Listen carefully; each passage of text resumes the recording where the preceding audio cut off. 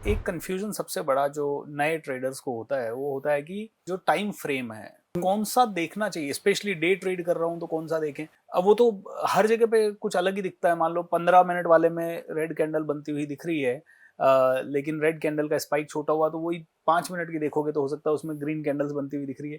तो जो जितने भी मतलब लोग हमसे सवाल पूछते हैं कि सर ये कैंडल स्टिक पैटर्न इतना कंफ्यूजिंग क्यों है, कि भाई हम लोग देखते हैं दूसरे वाले टाइम फ्रेम पे देखते हैं तो कुछ अलग ही दिखता है, उसको देखते हैं तो लगता है यार बाइंग का कॉल आ रहा है, बड़ा टाइम फ्रेम देखते हैं तो लगता है यार ये तो सेलिंग का है। मतलब तो क्या करना चाहिए?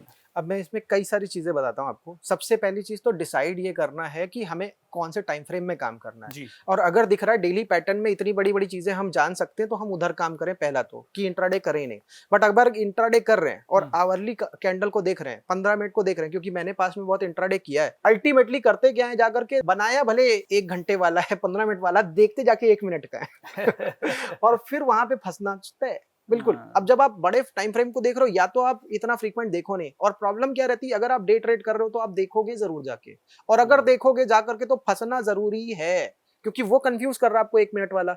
अब 1 मिनट वाले को देख, इससे बेटर है कि 1 ही मिनट देख लो, क्योंकि जैसे मैंने बताया कि मार्केट में बॉटम से बॉटम आधा घंटा दिखता है, बॉटम से बॉटम लमसम 30 मिनट से 35 मिनट का ट्रेंड दिखता है, और एक साइडेड 15 मिनट की रैली कई बार मैंने देखी है। वो चीज कर लो जाकर के, एक बार 15 मिनट का वो पकड़ करके निकल जाओ, ये कर सकते हो। इसी में ही बहुत सारी चीजें, जैसे पास्ट में जितनी रैली आई निफ्टी में ही देख लो आप, पिछले 2-4 दिन में कितनी बड़ी आई, 200 पॉइंट की आई, 150 पॉइंट की, उसी उतना ही मान लो, एक मेजरमेंट लगा लो मिनिमम कितना हो सकता है, उस पे लेकर के निकल जाओ। लेकिन सबसे बड़ी प्रॉब्लम जो इंट्राडे में आती है, जैसे अगर आप बिजनेस कर रहे हो, आपका वो टाइम कितना क्रिटिकल है अपने किसी क्लाइंट को सपोर्ट कर देने में, या अपने बिजनेस को बढ़ाने में, या क्रिटिकल थिंकिंग करने में, या फैमिली को टाइम देने में, लेकिन वो गया इंट्राडे में। और बना क्या, उस बेसिस पे अगर आप देखो, पोजिशनल वाला तो मजे कर रहा है, उसे अगले दिन पता चलता है अच्छा मेरा वाला स्टॉक 12% कल भागा था। इंट्राडे वाला देखता है यार भागा अभी 1.5% और वो बुक कर लेगा। मेरे खुद के एक्सपीरियंस, स्क्रीन के सामने बैठ के पैसा कभी कमाया नहीं जा सकता। अच्छा। तो ये प्रॉब्लम जो है, अब देखिए टाइम का सबसे बेस्ट यूटिलाइजेशन वही है कि आप डिवाइड करो कि आपने टाइम कितना दिया वर्सेस आपने पैसा उसमें कितना कमाया। तो इंट्राडे में जब आप टाइम देखोगे कि मैंने इस दिन इतना दिया, इस दिन इतना दिया, उसको कैलकुलेट कर लो कि दिया उसने कितना पैसा। अब मार्केट में अगर 90% आदमी जो आता है वो 90% कैपिटल 90 दिन के अंदर गवा रहा है, उसमें सबसे बड़ा पोर्शन जो है वो इंट्राडे ट्रेडर का है।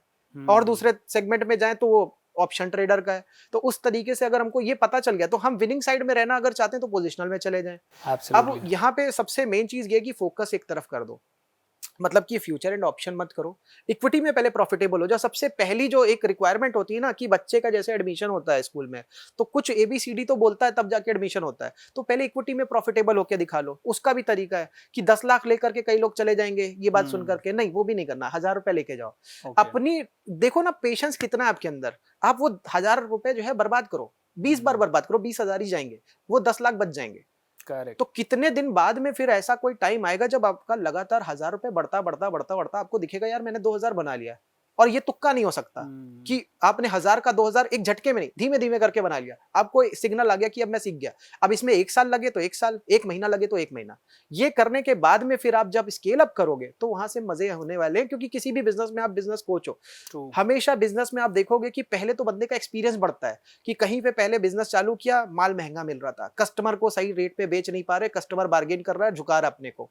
फिर बाद में क्या होता है, टेक्निक्स आ जाती है कि जबान बिकने लगती है, फिर माल कहां से और सस्ता मिल सकता है, प्रोक्योर हो सकता है, होलसेल में मिल सकता है, वो पता चल जाता है। तो मार्केट में भी यही है, अभी पहले महंगा खरीद रहे थे, पता चल गया यार कि इस टाइम पे मारुति सस्ता मिलने वाला है, उधर जाके खरीद लिया, महंगा बेचा जा करके। ये मार्केट में भी होने वाला है, लेकिन टाइम बिताना पड़ेगा। या रिलायंस मेरे को 27 में मिल सकता है, सस्ते मिल जाएगा और भाग सकता है, ये मेरे को मार्केट में टाइम बिताने के बाद पता चलने वाला है, तुरंत नहीं पता चलने वाला। तो टाइम जितना आपने बिता लिया और कैपिटल को खराब होने से बचा लिया, वहां से आपकी जीत आगे चल करके फिर ऐसे ऐसे स्केलिंग होती है। लोग क्या चाहते हैं, शुरू में ही पैसा लगाते हैं, यहीं से 10 लाख लगाया 20 लाख 1 करोड़ बन जाए, वहीं पे गड़बड़ है।